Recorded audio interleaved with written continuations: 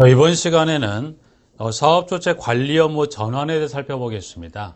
사업주체 관리 업무 전환이란 건 사업주체가 일정 규모 이상의 주택을 건설 공급했다면 일정 요건, 즉 입주 예정자 과반수가 입주하게 되면 관리 업무를 넘겨주고 철수하는 절차 등의 관련 지문과 기타 지문 몇 가지를 좀 크게 정리하는 걸로 지문을 보겠습니다. 일단은 저희가 이제 보면 2절에서 그 지문을 나와 있습니다. 사업주택 관리자는 이겁니다. 아까 말씀드렸다시피 저희가 들어올 자들이 1000세대라면 과반수라면 501세대가 입주하면 뭐 하겠더라? 관리 업무를 넘겨주는 절차를 저희가 시작을 하게 됩니다. 자, 일단 그래서 보시면 사업주체가 관리 업무를 계속하는 게 아니라 사업주체는 해서 관리 업무를 뭐 합니까? 인수인계합니다. 관리 업무를 인수인계를 하고 관리 업무를 넘겨주고 철수를 하는데 관리 업무를 인수인계하고 철수하게 됩니다. 그러면 관리 업무를 인수인계를 해야 되는 시점은 저희가 이제 보시면 입주 예정자입니다.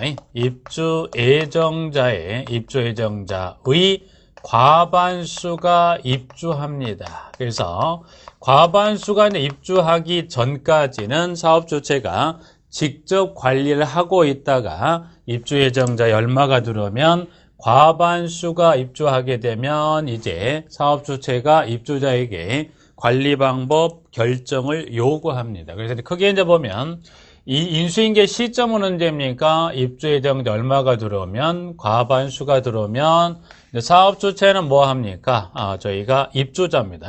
사업주체가 입주자에게 얼마가 들어오면 입주 예정자 과반수가 들어오게 되면 사업주체는 입주자에게 관리 방법입니다. 저희가 관리 방법 결정을 저희가 요구하게 됩니다. 관리 방법 결정을 요구합니다. 그러면 이 입주자에게 관리 방법 결정을 요구합니다. 그러면 제가 관리 방법 결정 요구를 한 건 뭐였어요? 사업주체 관리가 끝나게 되면 스스로 관리하는 자치 관리를 하던 아니면 위탁 관리하던 간에 두 가지 중에 하나의 방법을 정해줘야 자치 관리라면 관리사무소장에게, 위탁 관리라면 주택관리업자에게 관리 업무를 넘겨주고 저희가 철수를 하게 됩니다. 일단 크게 보면 그림은 이렇게 하나 그릴 수가 있어요. 그러면 관리 방법 결정 요구를 입주자에게 했다면 그 요구를 누가 받았어요? 입주자가 사업주체로부터 관리 방법 결정을 요구받았다면 그 요구일로부터 입주자는 일정 3개월 이내 일정 절차를 진행을 해야 되고요. 또 요구일로부터 몇 개월 이내 저희가 6개월 이내 일정의 저희가 절차를 진행합니다. 자, 그러면 크게 봤을 때 저희가 3개월 이내 진행되는 절차는, 그리고 6개월 이내 진행되는 절차는 저희가 무엇이 있는지를 봤을 때 요구일로부터 이제 크게 봤을 때 저희가 3개월 이내는 어떠한 절차를 진행할 것인가요? 봤더니 첫 번째는 입주자 대표회의를 저희가 구성합니다. 입주자 대표회의를 저희가 구성을 합니다. 그죠? 대표기구 입대회의를 구성을 하고요. 그리고 나서 뭐 합니까? 저희가 관리 방법을 결정합니다. 해서 나와 있죠. 자, 그러면 관리 방법을 제가 결정하는데 그냥이 아니라 말씀드린 대로 방법은 둘 중에 하나. 스스로 관리하는 무슨 관리를 자치관리 또는 저희가 위탁관리 중에 하나를 택을 하게 됩니다. 자, 그러면 이 3개월 이내에 관리 입대회를 구성을 했고요. 관리 방법을 결정은 둘 중에 하나의 관리 방법을 택을 했습니다. 그런데 결정이 된 게 뭘로 결정이 됐다면 저희가 위탁관리하기로 관리 방법이 결정이 됐죠. 그럼 저희가 위탁관리 시에 공동택을 책임을 지고 관리할 자는 저희가 주택관리업자에게 뭐 한다고 그랬어요? 저희가 위탁관리를 준다라고 말씀을 드렸었죠. 그래서 만약에 관리 방법이 위탁관리로 결정이 됐다면 세 번째 무엇까지 결정을 마무리를 3개월 이내에 짓냐면 저희가 세 번째 주택관리업자를 뭐하는 선정하는 것까지 해서 언제 3개월 이내에 결정을 하게 됩니다. 근데 관리 방법이 위탁으로 결정이 되면 주택관리업자를 선정하면 되지만 만약에 관리 방법이 뭘로 결정이 됐다면 자치관리도 결정할 수 있겠죠. 그러면 자치관리로 결정이 됐다면 어떻게 할까요? 그러면 자치관리로 결정이 됐다면 말 그대로 뭐 한다고 그랬어요? 스스로 관리하더라. 스스로 관리하겠다는 건 뭐예요? 관리사무소장을 포함한 직원들을 직접 채용을 하고 관리와 관련된 장비도 직접 꾸리죠. 그러다 보니까 시간이 위탁관리보다는 시간이 좀 더 걸리겠죠. 위탁관리는 누구만 선정해 놓으면 이 주택관리업자만 선정을 해 놓으면 이 주택관리업자가 채용한 누가 있어요? 저희가 관리사무소장이나 누가 있습니까? 직원들이 있죠. 그리고 장비도 꾸리는데 시간이 많이 없어요. 그래서 위탁관리라면 주택관리업자만 선정해 놓으면 소장이나 직원이나 장비를 꾸려서 위탁받은 주택단지에 내보내는 건 시간이 얼마 걸리지 않기 때문에 3개월 이내에 마무리를 짓지만 어느 경우라면 자치관리라면 직원 채용, 면접, 장비 꾸릴 등등등의 시간이 걸리더라. 그래서 6개월 이내란 건 무슨 말이냐면 관리 방법이 저희가 자치관리로 결정이 됐다면 뭘 꾸려라? 요구일로부터 몇 개월 이내 저희가 자치관리기구를 구성을 합니다. 그러면 자치관리기구를 구성했다는 건 크게 두 가지예요. 자치관리기구를 구성했다는 것은 제가 보니까 뭡니까? 관리사무소장을 뭐 했더라? 선임을 했고요. 그 다음에 두 번째는 뭡니까? 관리사무소장을 저희가 선임도 했고, 그 다음에 공동주택의 특성에 맞는 기술 인력과 플러스 뭐를 갖췄더라? 장비를 갖춘 관리기구를 요거로부터 몇 개월 이내? 6개월 이내에 꾸려진다는 거예요. 자, 그러면 끝났죠. 위탁관리라면 주택관리업자가 선정이 됐다면 사업주체는 주택관리업자에게 관리 업무를 주고, 만약에 자치관리라면 이때 뭐예요? 6개월 이내 자치관리기구를 꾸렸다면 관리사무소장을 선임했다면 자치관리라면 주택관리업자는 관리사무소장에게 뭐예요? 관리 업무를 넘겨주고 가면 되죠. 자, 그러면 여기까지 저희가 봤을 때는 여기까지입니다. 일단은 저희가 여기까지 봤을 때는 크게 문제가 있다, 없다? 없습니다.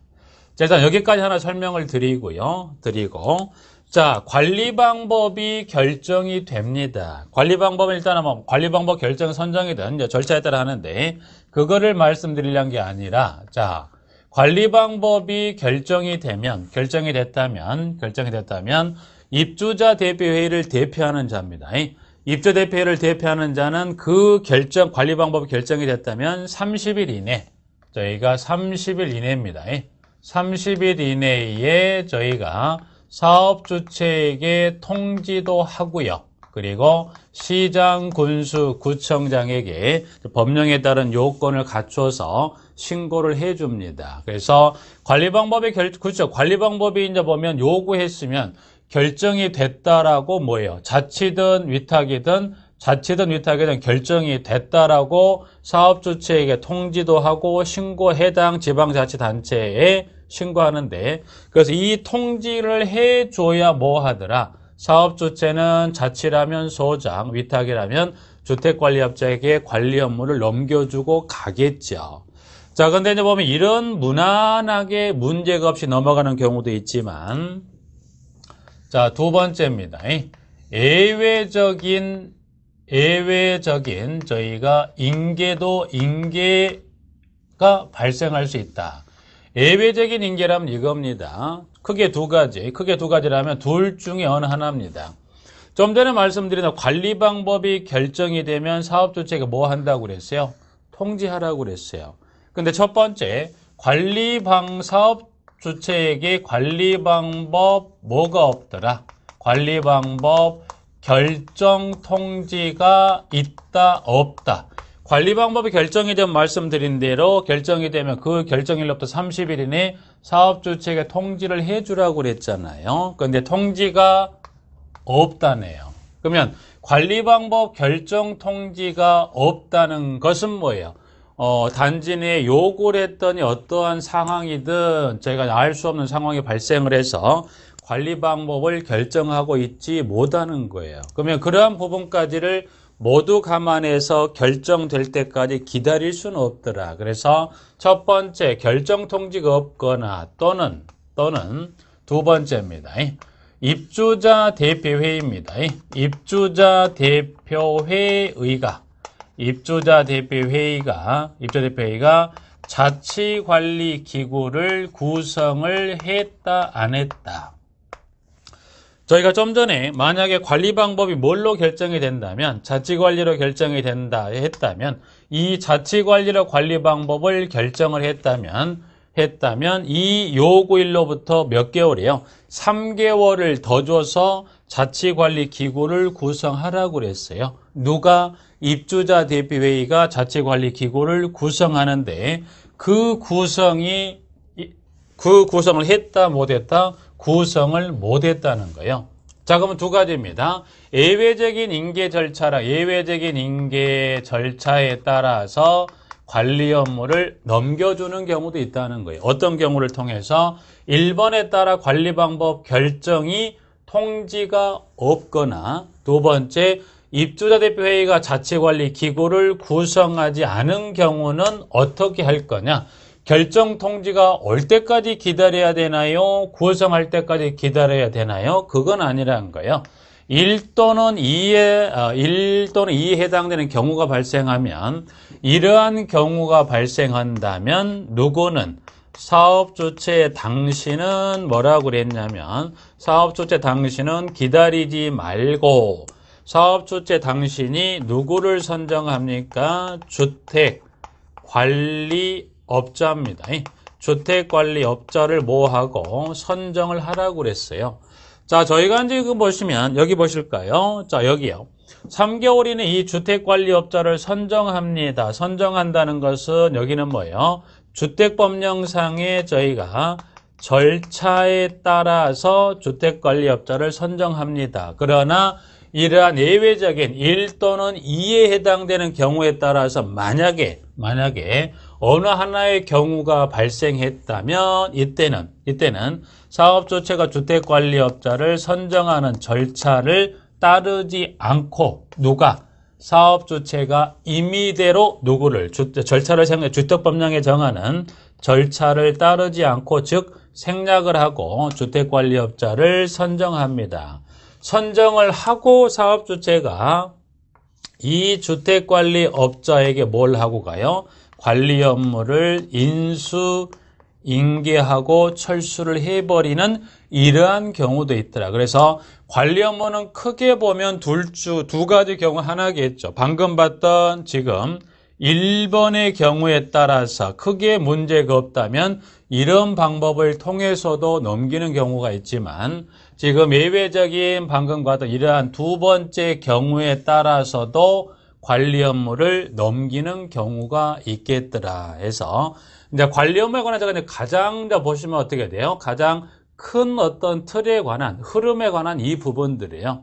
그러면 시험은 제가 이제 보면 어차피 제가 시험을 통해서 점수를 얻어내야 하는 부분들이죠. 일단 그래서 크게 보면 이와 같은 경로를 통해서 1번에 무난하게 넘어가는 경우도 있고 2번에 따라서 이렇게 예외적인 두 가지 중에 어느 하나에 해당되는 경우라 하더라도 관리 업무는 주고 간다라는 두 가지 경우를 저희가 지금 정리를 했습니다. 자, 그래서 일단은 유인물 통해서 간단하게 몇 가지를 좀 설명을 드리면서 필요한 부분 제가 보완을 해서 설명드리도록 하겠습니다. 일단은 저희가 유인물은 저희가 이제 보시면 그 2절에 사업주체의 관리 업무 전환이다 그래서 지문 나와 있죠. 자, 인계 시점은 말씀드린 대로 뭐 입주 예정자 얼마가 들어오면 과반수 입주합니다. 라고 되어 있는데, 자, 지금 여기 인계 절차를 포함한 나머지 지금 기본 과정, 기초 과정은 서울투령으로 이제 풀어쓰고 박스 처리에 조금 이게 보시기 편하게 묶어놓은 부분들이 많습니다. 그래서 여기도 마찬가지 관리 업무 전환도 보면 저희가, 박스 처리에 묶어놓은 지문인데, 자, 지금 인계 시점은 입주 예정자 과반수가 입주시인데, 자, 전에 그 박스 우측에 가보면 지금 박스 처리해서 주택관리업자 등에 의한 의무관리 대상 공동주택의 범위입니다. 그래서 제가 방금 봤던 크게 1번에 따라 무난하게 넘어가던 2에 따라 예외적인 경우가 있어서 업무를 넘기던 이와 같은 사업주체 관리 업무 인수인계는 모든 주택법령상의 사업계획 승인을 따른 모든 공동택이 아니라 최소 이러이러한 규모의 공동주택이라면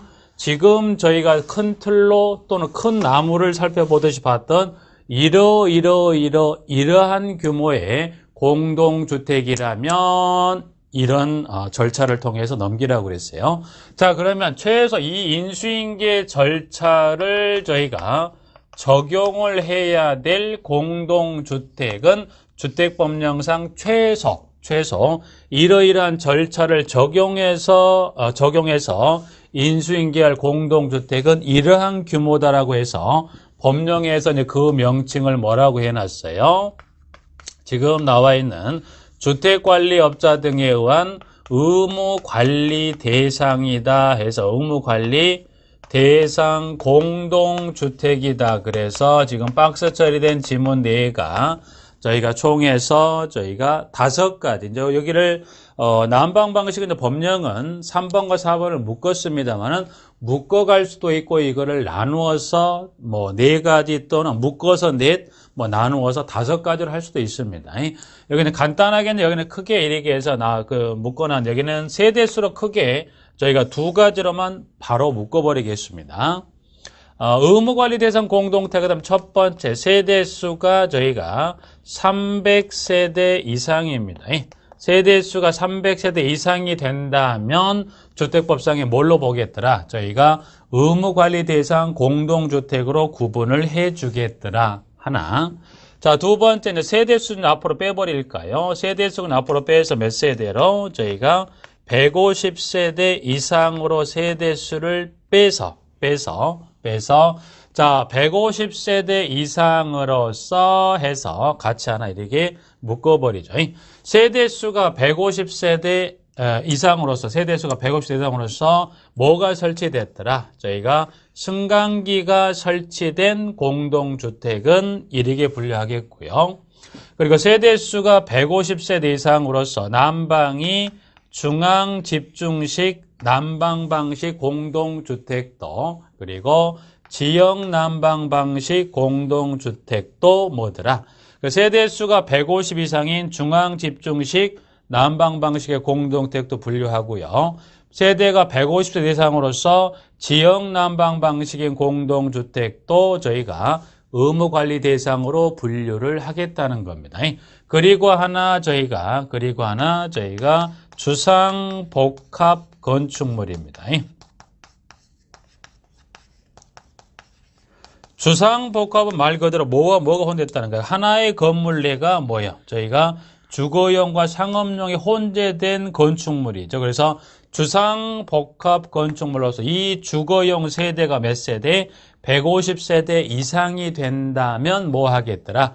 의무관리 대상으로 분류를 해주겠답니다. 그래서 이제 크게 보면 세대수로 묶어버리면 2가지로 볼 수 있지만 이거를 나눈다면 세대수 300 이상 하나, 둘, 셋, 넷, 5입니다.